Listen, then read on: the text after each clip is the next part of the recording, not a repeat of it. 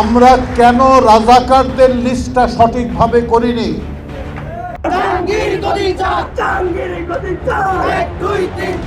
একদিকে ওসমান হাদি মৃত্যুর সাথে পাঞ্জা লড়ছে, আর অন্যদিকে আওয়ামী লীগের পক্ষ থেকে পরবর্তী টার্গেট হচ্ছে এই হাসনাত আব্দুল্লাহ। হ্যাঁ দর্শক, ভিডিওটি দেখে আপনি আজ অবাক হতে বাধ্য হবেন। দেখতে থাকুন, সামনে থাকছে বিস্তারিত। এই বাংলার কিংবদন্তি অভিনেতা আলমগীর তিনি আওয়ামী লীগকে সমর্থন করেন, যার নমুনা হিসাবে আমরা আওয়ামী লীগ সরকার থাকাকালীন বিভিন্ন ভিডিও ফুটেজে দেখেছি।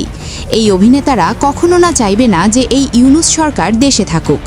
সেই সাথে আওয়ামী লীগ আগে থেকেই বলে আসছেন এই অন্তর্বর্তীকালীন সরকার অবৈধ।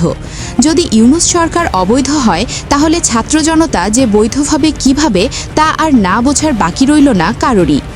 এই দেশ স্বাধীন হয়েছে একবার, কিন্তু জুলাই আন্দোলনের পর এই স্বাধীন দেশ দ্বিতীয় স্বাধীন দেশ হিসাবে ঘোষিত করেন এই ইউনূস সরকার।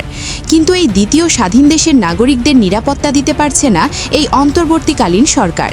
এই ইনকিলাব মঞ্চের সংগঠক শরীফ ইসলাম ওরফে ওসমান হাদিকে নিষিদ্ধ ছাত্রলীগের কর্মীরা এসে বাংলাদেশ থেকে এই হাদিকে ওপেন গুলি করে চলে গেল ভারতে, কিন্তু তার পরিপ্রেক্ষিতে কিছুই করতে পারেনি এই অন্তর্বর্তীকালীন সরকার ডক্টর মোহাম্মদ ইউনূস।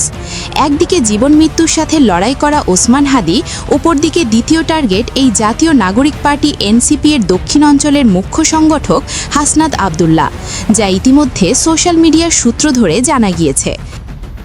বলছিলাম না তোর বাপ দাদারা পারে নাই, তোরা তো 2 দিনের টোকাই হাদি। জুলাই যোদ্ধাদের একটা করে ধরে ধরে কানের পিছনে বাঁশ মার, কারণ প্রত্যেকটা জুলাই যোদ্ধাদের এটা প্রাপ্য। কারণ দেখো 1.5 ফুট 2 ইঞ্চি এই রাজাকারের বংশধর হাদি, সে নাকি মাদারীপুর উড়াই দিবে, সে নাকি গোপালগঞ্জ উড়াই দিবে।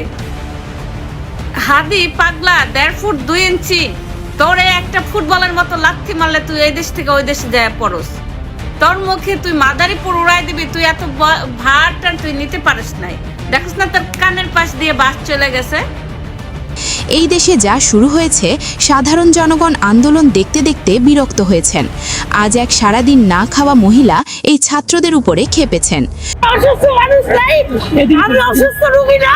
সারা বাংলাদেশে এত মানুষ মরছে, কোনো বিচার হচ্ছে?